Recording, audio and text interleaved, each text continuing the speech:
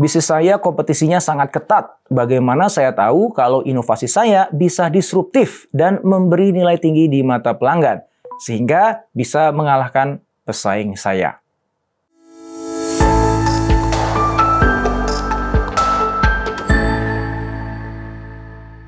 Hal yang pertama yang Anda bisa lakukan, dan ini kunci ya, yaitu mengawali dengan mengidentifikasi apa yang disebut dengan unmet needs, kebutuhan yang belum terpenuhi atau belum terpuaskan.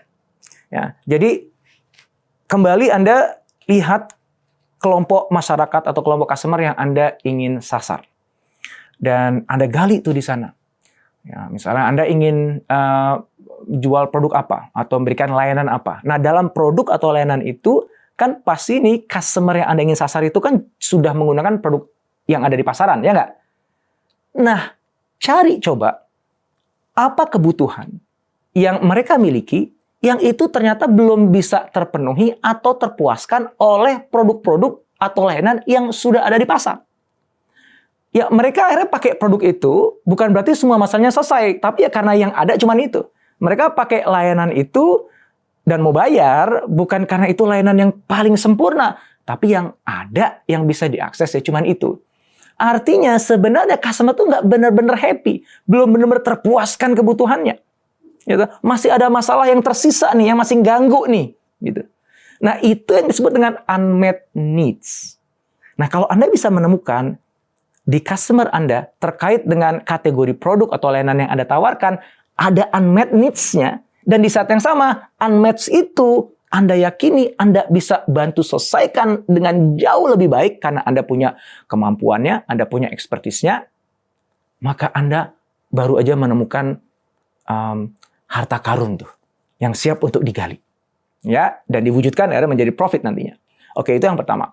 Yang kedua adalah setelah Anda temukan unmet needs tadi, maka Anda harus all out mikirin cara menciptakan sebuah solusi yang itu bukan hanya sedikit lebih baik, sedikit lebih berkualitas dibandingkan yang sudah ada, tapi sebuah produk atau layanan yang itu nyebutnya apa ya?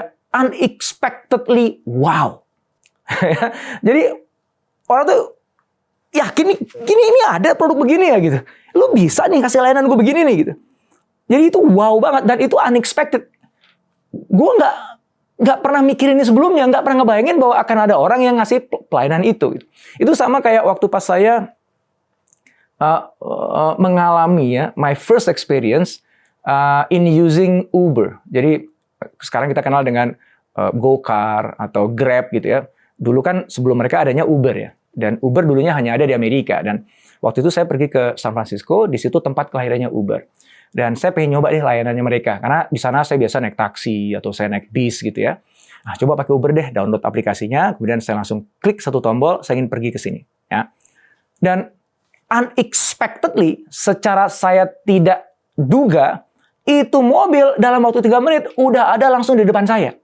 Padahal di kepala saya kan, ya kalau gue manggil taksi aja paling butuh 5 menit lah, kadang-kadang 7 menit lah gitu kan. Harus di pinggir jalan gitu kan. Ini tiba-tiba di depan saya gitu. Oke, saya masuk ke dalam. Begitu masuk ke dalam, supirnya nggak nanya mau kemana Pak, nggak nanya, langsung aja dia ngacir. Ternyata di handphonenya, ini kejadiannya dulu banget loh ya. Kalau sekarang ini sesuatu yang udah biasa ya. Ini dulu banget nih. Ya, dia langsung nganterin saya ke tempat yang saya tuju. Begitu sampai, langsung bilang sudah sampai Pak. Gitu. Ya udah, saya keluar dari mobilnya ngacir lagi ninggalin saya. Loh, kok nggak bayar? Kartu kredit ada di sini.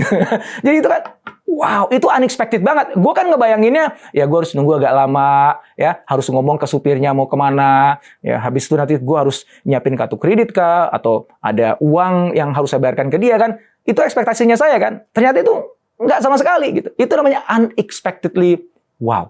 Kalau teman-teman bisa ngebuat produk atau layanan untuk mengisi unmet needs tadi, yang itu unexpectedly wow, waduh, udah deh.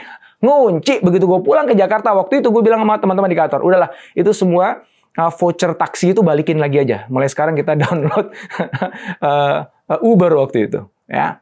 Nah, yang ketiga nih, gini, yang ketiga ini penting karena ketika teman-teman mendesain sebuah produk atau services yang harapannya unexpectedly wow, seringkali itu bukan hasil dari percobaan pertama.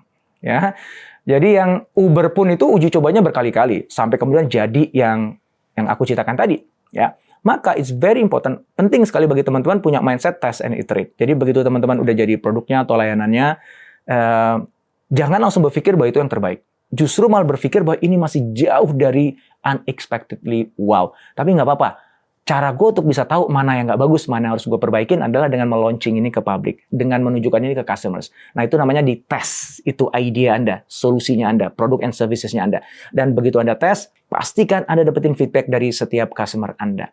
Dari feedback itu Anda lakukan proses iterasi. Terus gitu, Anda perbaikin lagi, Anda deliver lagi ke customers, dapetin apa feedbacknya, kemudian perbaikin lagi. Terus sampai itu diputar iterasinya, bisa jadi 6 bulan kemudian, atau bahkan mungkin 2 tahun kemudian, baru Anda akan punya unexpectedly wow product and services. Kelihatannya capek banget ya, lelah ya, dan belum tentu berhasil juga, ada risiko gagalnya. Tapi percaya sama saya, it's worth it. Karena kan Anda tadi mintanya kan pengen buat produk atau layanan yang disruptif kan? Ya itu ongkos yang harus dibayar. Ya, oke.